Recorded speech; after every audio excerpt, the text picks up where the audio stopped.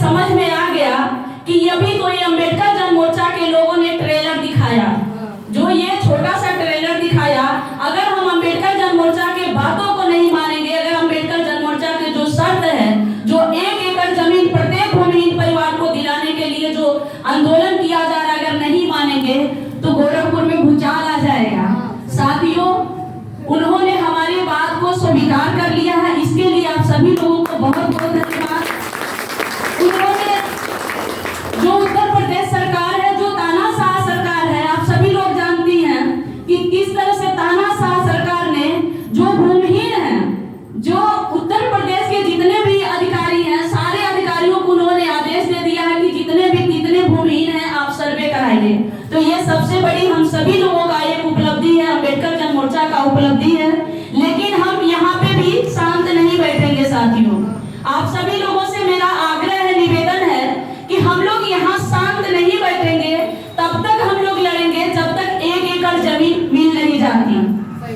दूसरी बात यह है कि आपके बीच में अभी हमारे जो भाई राजन भाई बता रहे थे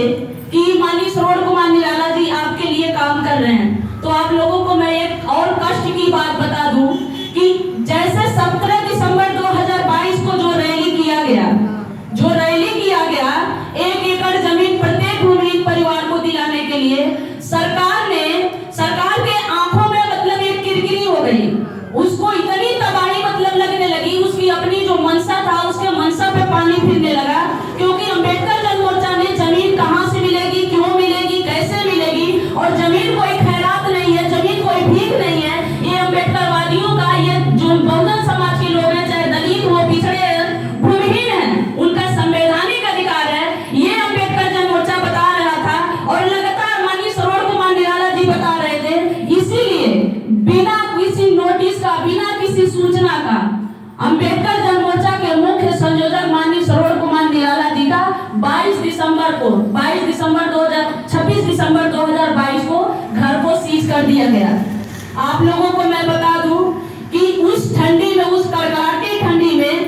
जब सरकार कुछ नहीं कर पाया, पहले तो उनकी पूरी हिस्ट्री निकाली गई कि अम्बेडकर जन मोर्चा के जो मुख्य संयोजक माननीय श्रवण कुमार निराला जी हैं, कहीं चोर तो नहीं है, कहीं डाकू तो नहीं है, कहीं किसी का घर तो हड़पे नहीं है, किसी का कोई रेप तो नहीं किए हैं, ऐसे उन्होंने हिस्ट्री निकाला। जब उनको कुछ नहीं मिला तो उन्होंने पुराने लोन पर, जो मतलब जिसका 16 लाख का लोन था हमारे ख्याल से, और जिसपे 28 लाख रुपया दे दिया गया था, सरकार से जो लोग वहां आए थे, बार बार मांगा जा रहा था, स्टेटमेंट मांगा जा रहा था कि हम कितना पैसा और देंगे कि हमारा घर छोड़ेंगे, हमको कुछ तो देंगे, 28 लाख हम दे चुके हैं तो और कितना पैसा देंगे। लेकिन